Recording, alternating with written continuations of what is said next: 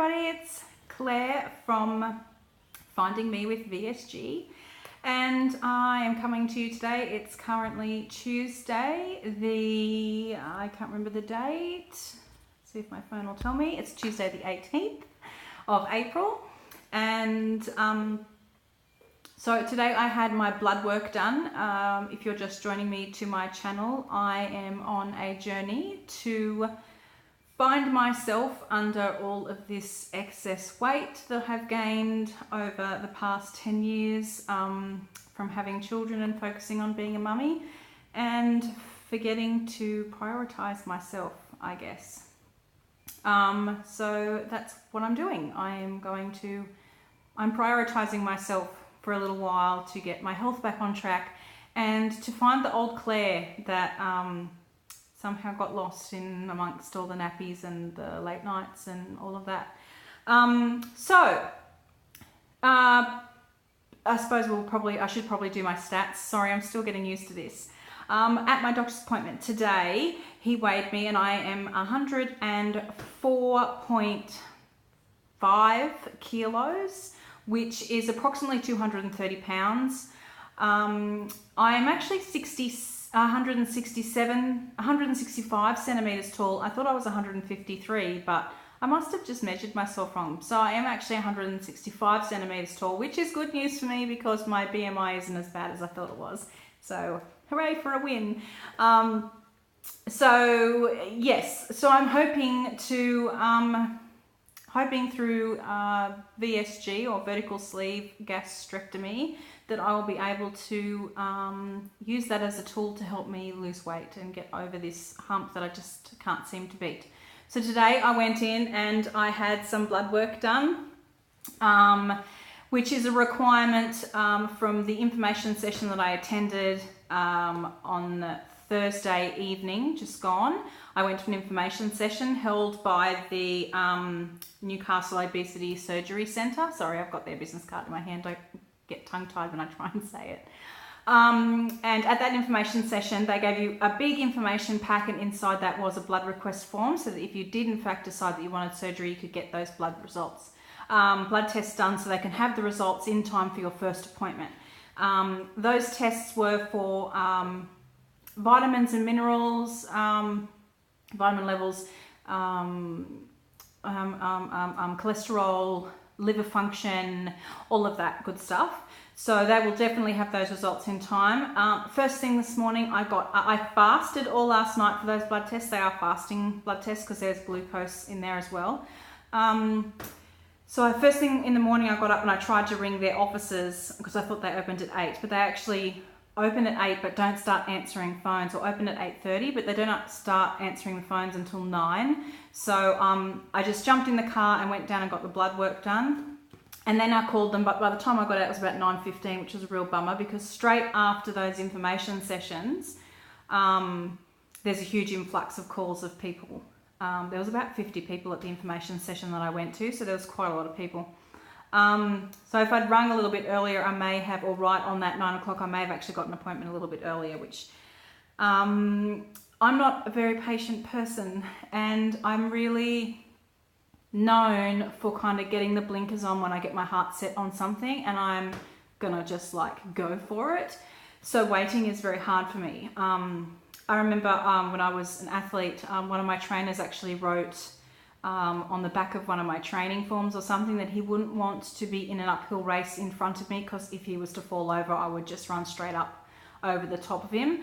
Not to say that I'm heartless or anything, but I would not even see that. I would just go straight over the top because my eyes would be on the prize. So my appointment isn't going to be until the 22nd of May, which is, today's the 18th, so it's pretty much a month away, which is just soul crushing. I know it sounds horrible. I mean, I've been this size for a long time, and what's an extra month, hey? But yeah, that was a little bit hard to swallow. But anyway, I'm going to use that month to try and change my behaviors, particularly with I'm not a huge binge eater, but when my husband does do shift, he's a shift worker. When he is away on night shift, I do tend to just sit on the lounge and eat.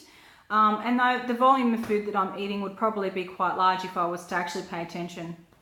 So I'm trying to watch that, and he was actually on night shift last night, and I did really well because I was fasting, so I didn't have anything but a cup of tea. So yay, Claire! And I'm going to try and up my protein and really drop down my carbs. I don't expect I'll lose any weight by doing that because I've done that many times before, but I figure if I can set those habits in motion now, that it might make things a little bit easier when I do get to surgery. So when I have booked that appointment, I will actually see the dietitian first. That her appointment's at 1:30, and then I see my surgeon, whose name is Mark Gately. There's two surgeons at this centre. Tim Wright, who actually did a friend of mine's surgery, who was recommended to me. This centre was recommended to me on his name, but he has actually longer waiting lists. And Mark is just as fantastic. So being me, I really, I'd much prefer to go with Mark and have less of a wait. The risks and things are all the same. They're great surgeons. They do it every day. So I have faith in him, and I'm sure everything is going to be fine in that respect. And if something does go wrong, it probably would have gone wrong regardless. So I'm not looking at that in any way. He's got a fantastic reputation, as does Tim. So I think it's more that Mark's actually just moved into the area, whereas Tim's been here a lot longer. So I think that's probably where that comes in, really. So I did go to my GP straight after my blood test to get my referral, and I was really worried actually about going to that appointment. My GP has been my GP since I was, I don't know, maybe 15, 16. He's been a real huge advocate for me. He's been and seen me through a lot of hardships, and he was my doctor when I was an athlete, and he's seen me become this, going from what I was before. So I was a bit frightened to actually go to him and say, I've made the decision to have weight loss surgery. I was a bit worried about what he was going to say, but he was really supportive and full of information, and he was just really excited for me to have made this decision. And he was, he was awesome. So he gave me my referral, and he also printed off all my old blood work because I have an autoimmune disease, which is called Sjogren's, and I also have rheumatoid arthritis. So I have really high inflammation levels, and I have a lot of anti-nucleate antibodies in my system, which are the little good things actually that fight infection and other nasties in your body. But I have so many of them, and they're confused, and they're actually attacking my healthy, normal, healthy tissues and organs. So that's when they become bad things. So that's what an autoimmune disease is. So I had him print off all of those things so that I can take it, and I've put everything in a big white folder so that I can go to my appointment with Mark and say, here, this is me, this is my medical me in a bubble, nutshell, I suppose. So I'm super prepared for that. I also just rang them back from making the appointment because my husband and I were sort of thinking that because we're fully covered, I did ring my health fund to confirm that with the Medicare number. If you're in Australia, you have to ring your health fund with the particular procedure number to confirm whether or not you are in fact covered. That particular procedure is covered with your health fund before anyone will even see you, before a specialist will see you. They'll want to know that, particularly this particular surgeon, and that's probably one of the other reasons why Mark probably isn't as booked up as Tim, because Mark won't see any self-funded patients. He only sees fully covered health health insurance, health funds, private health fund insurance patients. Oh my God, I'm so sorry. My 1-year-old was up all last night, so my brain is mush.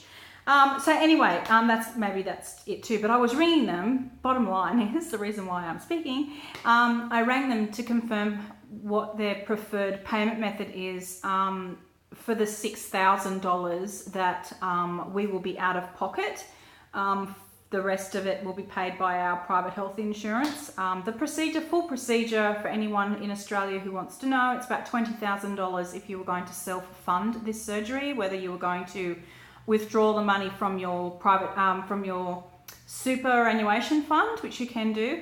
It's about $20,000. That doesn't include your anaesthetist and anything else, but the whole procedure, in fact, just the procedure. Whereas if you are insured by private health fund, then it's just 6,000. So I was ringing them to find out how we would best go about that, because our credit cards and all those sorts of things have got limits on them that don't allow us to just swipe and charge $6,000. So I was trying to work out how we were going to do that, if we were going to pay it all on the day and just know that it's done. So yeah, my screen's gone dark. Oh, there we go. So, but they said that they're happy to just give us their bank details and we can do a direct deposit. So that's great, because I just want to, even if the surgery is a couple of months away, I'd much prefer to, one, have it all paid off and squared away.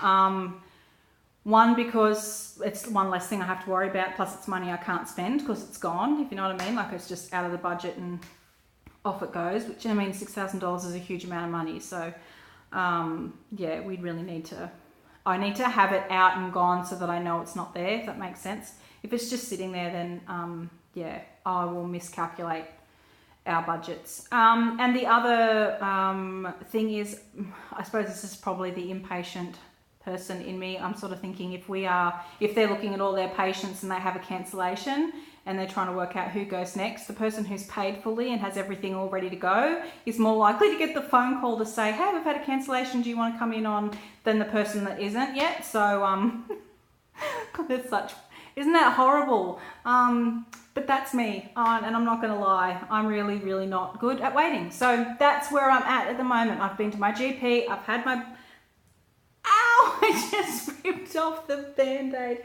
It got stuck on my jumper.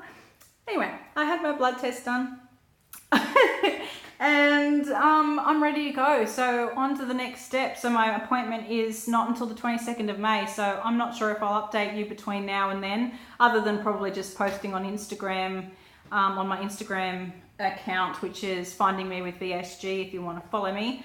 I'll probably just post on there on how I'm going with my diet and those sorts of things, I suppose. If you have any questions, please ask them below. Subscribe, all that good, wonderful stuff. And if you have a channel of your own and you're doing a similar journey to me or have done, can you please let me know so that I can watch and follow you, because I'm finding a huge amount of strength within this community of amazing people who are sharing their stories. It's just, I don't know, it kind of helps me wrap my head around what's coming. So yeah, so thank you very much for watching me for the last 12 minutes. And again, any questions, ask below. Thanks a lot. Bye.